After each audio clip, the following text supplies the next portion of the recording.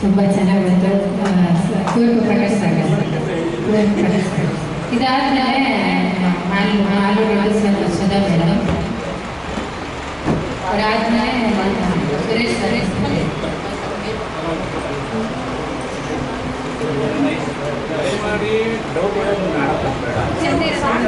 ನಾನು ಎಲ್ಲೋ meeting anniversary Deepika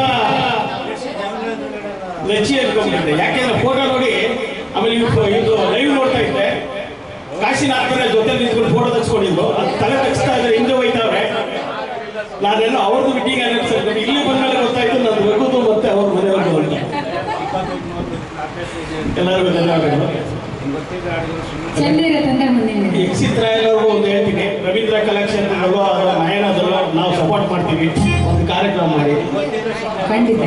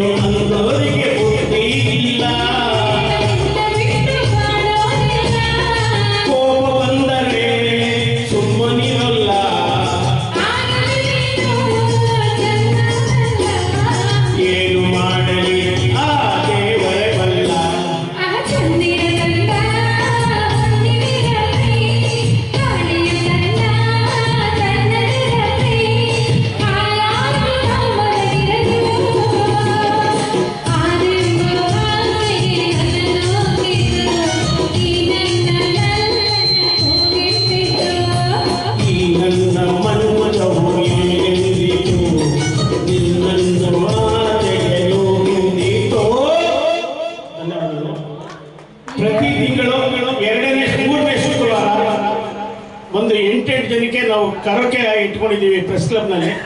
8 ಜನ ಕರೀತಾ ಇದ್ದೀನಿ.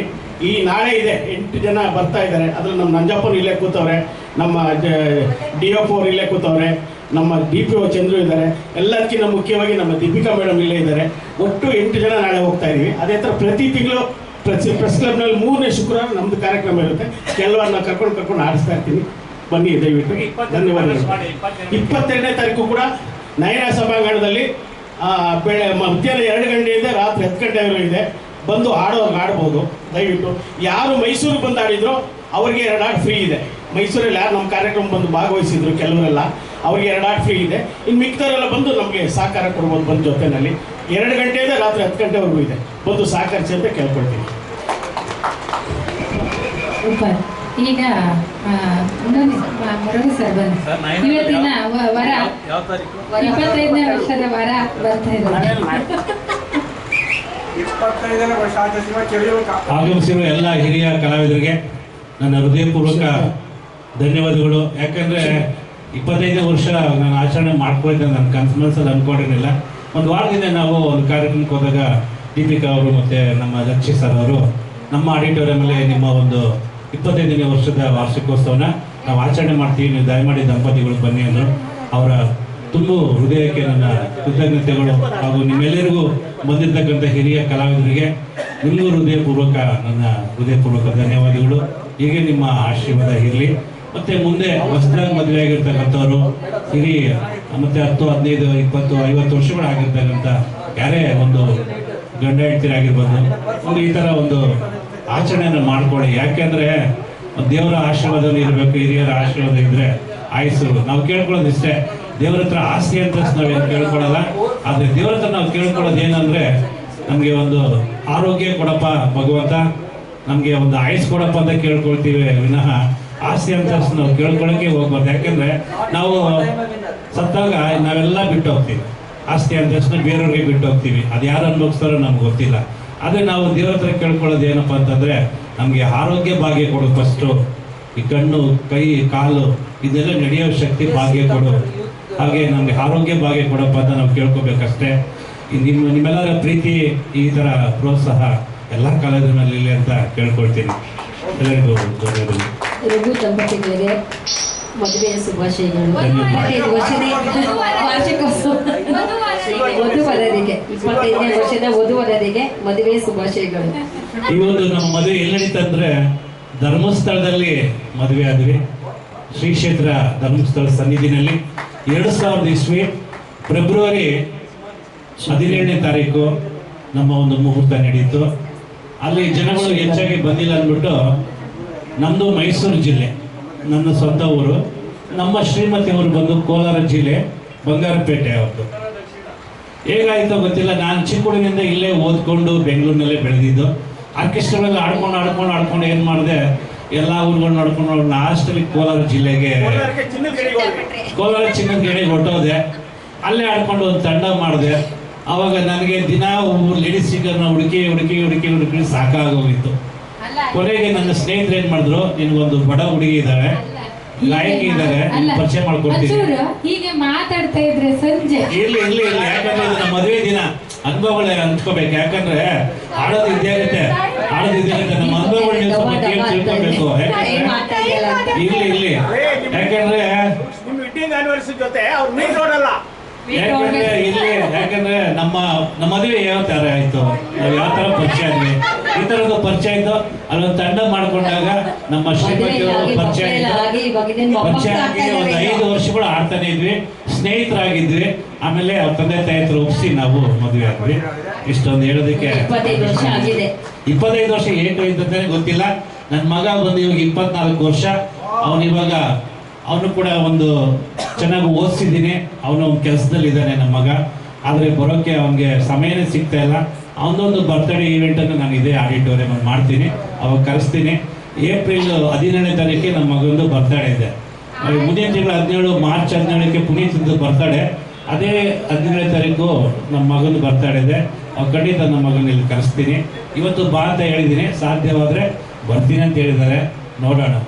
Okay, thank you. ಓಕೆ, ತುಂಬಾ ಧನ್ಯವಾದಗಳು ಸರ್. ನಮ್ಮ ಮಗನ ಹೆಸರು ಗೌತಮ್ ಅಂತ, ಅದಕ್ಕೆ ಗೌತಮ್ ಅಂತ ನಮ್ಮ ನೇಮ್ ಇಟ್ಕೊಂಡಿರೋದು. ನಮ್ಮ ಮಗನ ಹೆಸರು ಗೌತಮ್ ಅಂತ.